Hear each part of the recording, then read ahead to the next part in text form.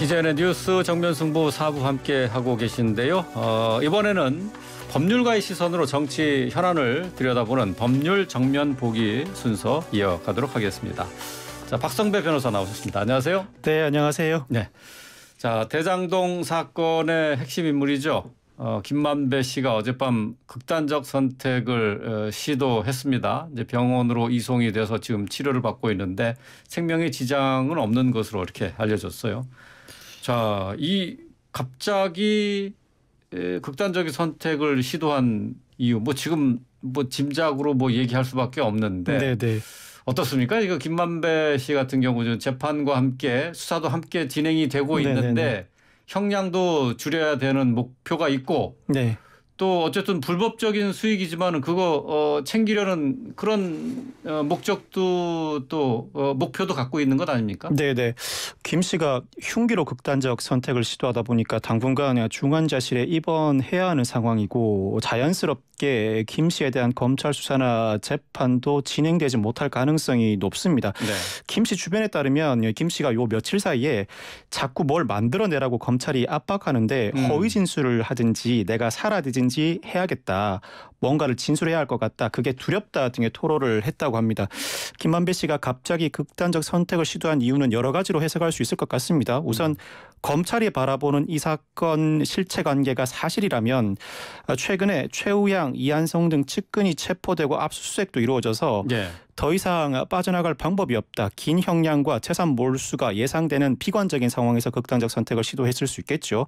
또 반대로 사실이 아님에도 불구하고 갑자기 주변 인물들이 사실과 다른 진술을 하는데 나의 주장은 통할 여지가 없고 그렇다고 딱히 나를 도와줄 사람도 보이지 않는다는 피곤해서 극단적 선택을 시도했을 수도 있습니다. 또 한 가지는 검찰에 메시지를 보내는 것일 수도 있습니다. 더 이상 나에게 진술을 압박하지 말라 또는 사실과 다른 진술을 요구하지 말라.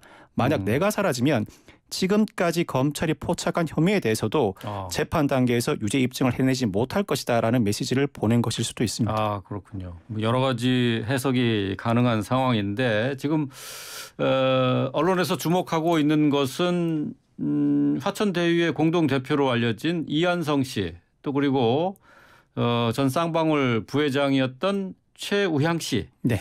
이 두 사람에 대해서 영장 신청이 결정되고 난 뒤에 네네. 극단적인 선택을 시도한 것 아니냐. 결국 은닉 재산에 대해서 검찰이 건드리는 것에 대해서 네. 김만배 씨가 압박을 받은 것 아니냐. 네. 이런 시각도 있어요. 그렇습니다. 우선 이한성 씨와 최우양 씨가 어떤 인물인지 설명을 드려야 할 것 같습니다. 네. 이한성 씨는 경기도 평화부지사를 지낸 이화영 전 국회의원의 보좌관 출신입니다. 2019년 1월에 천화동인 1호 사내이사로 이름을 올렸고 지난해 9월에는 화천대유 공동대표를 맡았습니다. 검찰은 이한성 씨가 김만배 씨의 금고지기 역할을 한 것으로 보고 있습니다. 또 최우양 씨는 목포의 폭력조직 출신인데 김 씨와는 20년 지기로 알려져 있습니다. 이 철거 용역 사업을 장기간 진행해왔고 쌍방울 그룹의 부회장, 화천대유 이사를 지냈습니다. 특히 지난해 10월에 김만배 씨가 1차 구속영장 기각으로 구치소를 걸어 나올 때 오토바이 헬멧을 쓰고 등장해서 김만배 씨의 짐을 들어주는 장면이 포착돼서 눈길을 끈 바가 있습니다. 네, 그렇죠. 사실 이 범죄수익 은닉 규제법에 따르면 적법하게 취득한 재산으로 가장할 목적으로 범죄 수익을 은닉한 경우에는 당연히 처벌됩니다. 그 주범은 일단 김만배 씨가 될 텐데 원칙은 범죄 수익을 계약상 채무 이행 과정을 거쳐서 돈을 받은 자는 처벌되지 않습니다. 다만 돈을 받은 자가 범죄 수익의 정황을 알면서도 받았다면 죄가 성립합니다. 검찰은 이한성, 최우양 씨가 스스로 범죄 수익을 은닉하는 주체이거나 적어도 대여받아서 그 돈으로 투자를 하는 형식을 취했다고 하더라도 이는 비자금 조성의 과정에 불과하다고 보고 있는 것 같습니다. 즉 범죄 수익 은닉 과정에 김만배 씨를 이한성, 최우양 씨가 상당 부분 도와서 비자금을 조성하는 데 결정적인 기여를 했다고 보고 있는 것입니다. 설명 아주 길게 해주셨는데 자, 범죄 수익 은닉에 대해서 처벌을 받기 위해서는 이 돈이 범죄 수익이다라는 인식이 있어야지 처벌한다는 얘기예요? 우선 범죄 수익을 취득한 자는 그 범죄 수익을 은닉한 행위 자체로 처벌됩니다. 그렇지만 은닉 과정에서 누군가한테 돈을 대여해 주거나 투자를 할 수도 있겠죠. 그러면 대여나 투자 계약상 그 채무 이행 방식에 따라 돈을 받은 자는 원칙적으로 처벌되지 못합니다. 그렇지만 범죄 수익이라는 정황을 알고서도 돈을 받았다면 그 경우에는 수수죄로 처벌되게 됩니다. 검찰의 시각은 이한성, 최우양이 직접 범죄 수익을 관리하는 주체이거나 어떠한 계약 형식에 따라서 돈을 받았다고선 치더라도 이는 그 정황을 알고 돈을 받은 데 불과한 것, 즉 비자금 조성 과정에 개입한 것으로 보고 있는 것입니다. 아, 그렇군요. 그러니까 지금 그 얘기를 하고 이제 영장 신청이 된 이한성 그리고 또 최우양 씨 이 두 사람에 대해서는 범죄 수익 은닉죄가 당연히 적용된다 그런 얘기가 검찰의 되겠네요. 시각은 그런 것이죠. 아, 네. 검찰의 시각은 그런 거다. 네, 네.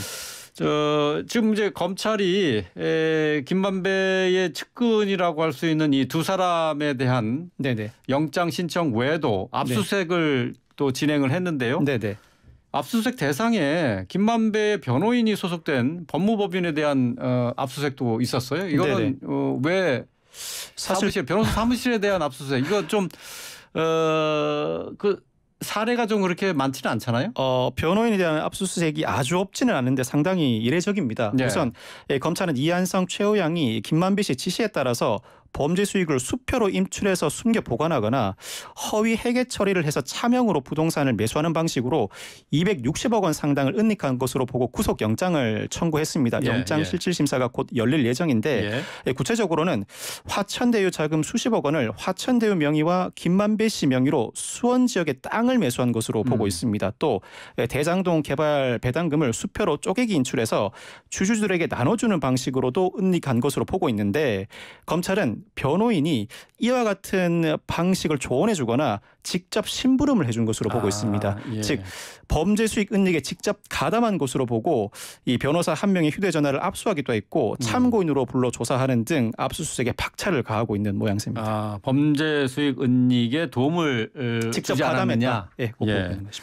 일각에서는 변호사 수임료, 그 변호사비를 네네. 과다 계상해서 뭐 50억이 필요한 변호사 비용이라고 하면은 그거를 뭐 200억, 300억을 넣어서 결국 그쪽에 돈을 은닉한 것 아니냐, 변호사 비용 명목으로 돈을 그쪽에 준 것 아니냐 그런 얘기도 하던데 그런 것도 가능합니까? 만약 그와 같은 전제 사실이 사실이라면 그와 같은 행위가 범죄 수익 은닉법에서 규정하고 있는 두 가지 범죄 유형 중에 후자에 해당합니다. 즉 범죄 수익을 직접 은닉한 주체는 의뢰인이 될 것이고 실제 책정될 수 있는 금액보다 과다하게 돈을 받은 변호인이 범죄 수익임을 인지하면서 돈을 받았다면 정황을 알고서 범죄 수익을 수수한 행위로서 역시 처벌 대상이 되는 것이죠. 그 전제 사실이 사실이라면 범죄 수익 은닉 규제법에 따라 처벌 대상이 될 수 있습니다. 네. 어쨌든 지금 김 씨 측근으로 알려진 이 두 사람에 대한 영장 신청을 통해서 지금 260억 원의 범죄 수익 은닉 혐의가 드러났는데요. 네네. 자, 이 범죄 수익 은닉 이게 결국은 이재명 대표와의 연결 고리로 작용할 가능성 있는 것 아닙니까? 검찰의 전체적인 시각이 그러한 것 같습니다. 이 범죄 수익이 이 최 씨를 거쳐서 돈 세탁을 통해 비자금을 조성한 다음 이재명 대표 측에게 전해졌을 가능성을 들여다보고 있습니다. 또 한 가지 단순히 범죄 수익을 조성하는 데 그치지 않고 지난해 김만배 씨가 구속되기 직전에 최 씨에게 화천대유 내부 자료를 맡기기도 한 것으로 전해지고 있는데 최 씨에 대한 수사 과정에서 최 씨가 보관하고 있는 화천대유 내부 문건을 확보할 목적도 가지고 있는 것 같습니다. 사실 이 대장동 사건은 간략하게 설명하면 성남시가 우선 이익을 확보하는 대신에 대장동 일당에게 그 수익이 얼마나 발생하든 모든 수익을 몰아주는 구조입니다. 그렇다고 곧바로 배임죄가 성립하지는 않습니다. 배임죄가 성립하기 위해서는 누군가에게 이익을 부여하면서 동시에 누군가에게 손해를 가해야 합니다. 물론 대장동 일당이 이익을 부여받은 것은 사실이지만 성남시가 손해를 입었다고 볼 수 있을 것인지는 다툼의 여지가 충분합니다. 그렇지만 단 하나의 예외. 이 사업을 구상한 자가 일정한 의도를 가지고 그와 같은 구상을 사전에 계획했다면 배임죄가 성립할 여지가 있는데 그 일정한 의도는 돈의 수수에 맡겨져 있습니다. 이 사업을 구상한 자가 돈을 직접 받았다면 일정한 의도가 추단되고 일정한 의도가 추단된다면 배임죄가 성립할 가능성이 높은 것입니다. 검찰은 이렇게 범죄 수익을 통해서 조성한 비자금이 이재명 대표 측에게 전달되었다. 그렇다면 대장동 사태는 배임죄를 전반적으로 구성할 수 있다는 판단을 하고 있는 것입니다. 예. 오늘 아침에 조홍천 의원이 인터뷰를 통해서 한 얘기가 있는데 지금 김만배 그 주변 일당에 대해서 추징 보전에 들어간 것에 대해서 이 검찰은 사법 절차가 끝나면은 알거지를 만들어 주겠다는 시그널을 보내는 것이다 이렇게 얘기했어요. 네네. 어떻습니까 이게? 이게 범죄 수익이 인정되면 범죄 수익 은닉 규제법에 따라 형사 처벌될 뿐만 아니라 모두 몰수 대상입니다. 즉 범죄 수익을 취득한 자가 그를 처분하는 과정에서 범죄 수익 은닉 처벌법에 따라 처벌되게 되면 보유하고 있던 재산도 몰수 대상일 뿐만 아니라 그 정황을 알고서 범죄 수익을 취득한 자도 더 이상 보유하지 못하고 모두 다 몰수가 되게 됩니다. 그렇다면 단순히 배임죄가 성립하는 것 자체로는 곧바로 국가가 그 수익을 추징해내지 못합니다. 배임죄가 성립한 경우에는 배임죄의 피해자가 민사소송을 통해서 그 손해를 배상받아야 합니다. 그렇지만 이 범죄 수익이 단순히 배임죄에서 취득한 수익을 넘어서서 범죄 수익 은닉 처벌법에 따른 범죄 수익으로 인정되게 되면 국가가 직접 나서서 몰수를 할 수 있게 됩니다.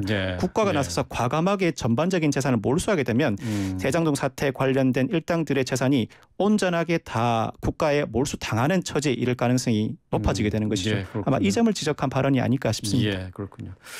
자, 대장동 일당의 범죄 수익금 검찰에서는 이제 4,400억 정도로 계산하고 있는데 여기에 대한 추적 작업이 시작이 된 것 같습니다. 오늘 법률 정면 보기 순서 대장동 사건 중심으로 얘기 나눠봤습니다. 박성배 변호사였습니다. 고맙습니다. 네, 감사합니다.